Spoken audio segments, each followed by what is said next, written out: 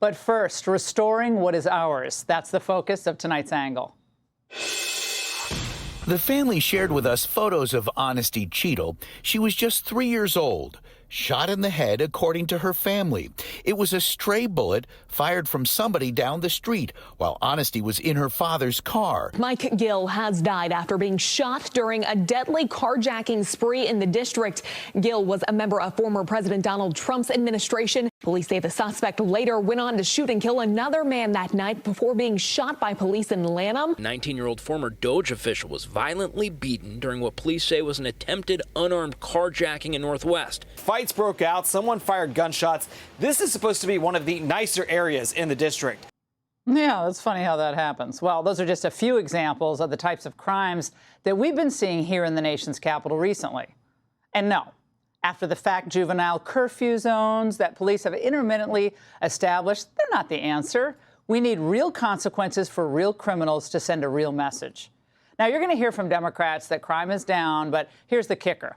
D.C. officials have apparently been manipulating the numbers, ever heard of that, to make it look like the situation is really improving. NBC4 in Washington reported that a high-ranking D.C. police commander, Michael Pulliam, was placed on administrative leave after being accused of helping fudge the department's crime stats. Now, according to the police union, officials inside the MPD deliberately altered the data to make it appear that crime had gone down when the truth was anything but. Now, our capital city, and I've lived in D.C., I lived in D.C. for about 30 years. This should be a showplace. It should be a shining example of beauty and law and order. But instead, it has become a showcase for violence, chaos, and homelessness. We have youth gangs roaming in mobs. We have armed robbers barely old enough to drive.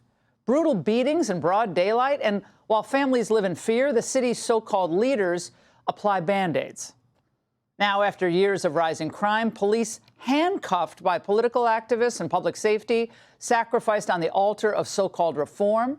The president, he's finally said enough is enough.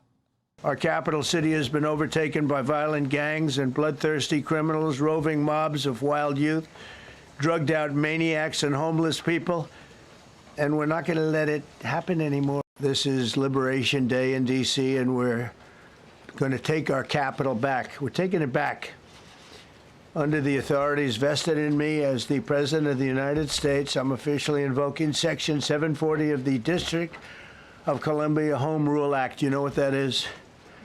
And placing the D.C. Metropolitan Police Department under direct federal control. Well, it isn't a power grab, which is what some people are saying. It's the law. Congress wrote it. Courts have upheld it. And in a city that is constitutionally under federal jurisdiction, the president has the full authority to call up the National Guard and take control of the D.C. police force to what? To suppress domestic violence, unlawful combination, or insurrection. Now, D.C. Mayor Muriel Bowser should welcome the federal help, but she tried to play it both sides today. The fact that we have more law enforcement and presence in neighborhoods, that could not, that may be positive if people are, if it's a positive action. So that's what the executive order says. And while this action today is unsettling and unprecedented, I can't say that given some of the rhetoric of the past that we're totally surprised. Okay, she knows that that's silly. She should just save everyone time and become a Republican. Now, the sad truth is, although certain crimes have declined from near all-time highs, that's meaningless when the overall violent crime rate in D.C. is worse than some of the most dangerous cities in the world.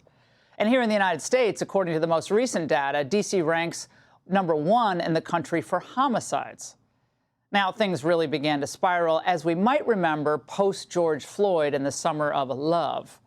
That's when the D.C. Council passed the Comprehensive Policing and Justice Reform Amendment Act, banning certain control techniques, sharply restricting use of force, and piling on procedural hurdles for officers.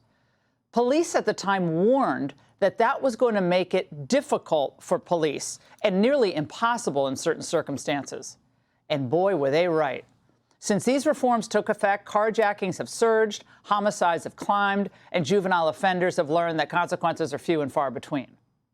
It's hard to put it all together to just understand like how someone can take his life. There's no ramifications for these kids or young adults, whatever, for what they do. The council isn't handling this. How much crime isn't being reported?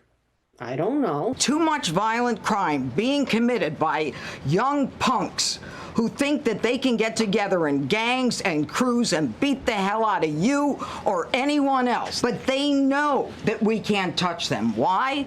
Because the laws are weak. I can't touch you if you're 14, 15, 16, 17 years old and you have a gun. Of course, the judge is 100% correct. Trump's had enough. He wants to see results. Safety and security and clean streets in D.C. But progressive leaders, liberal policies, they're to blame here, which is why left-wing pundits and activists rush in to condemn these efforts. He's actually trying to give his base red meat to get them off of the Epstein story, and it's on the backs of citizens in Washington, D.C. It's our home. You can have it, Trump. Well, no, he's not. He's not taking it. Trump is restoring it, saving it. And those folks most affected by high crime, they're going to go start feeling, again, safe. At your direction this morning, we've mobilized the D.C. National Guard. It'll be operationalized by the Secretary of the Army, Dan Driscoll, through the D.C. Guard. You will see them flowing into the streets of Washington in the coming week. At your direction as well, sir, there are other units we are prepared to bring in. Other National Guard units, other specialized units. They will be strong, they will be tough, and they will stand with their law enforcement partners. Yeah, National Guard troops, federal marshals, D.C. police. Ultimately, we hope they'll all be working together in the coming days and weeks and months if necessary. They'll dismantle homeless encampments, shut down open-air drug markets, and finally bring consequences to the criminals who've been laughing at the law. Now, in the end, this really is not about Republicans versus Democrats. It shouldn't be. It's about restoring dignity to our capital city, so parents can let their kids play outside without fear, so tourists right near us can walk the National Mall without watching their backs, and so our monuments are places of pride, not crime scenes. This capital belongs to all Americans, and starting now, we're taking it back. And that's The Angle. Hey, Sean Hannity here. Hey, click here to subscribe to Fox News YouTube page and catch our hottest interviews and most compelling analysis. You will not get it anywhere else.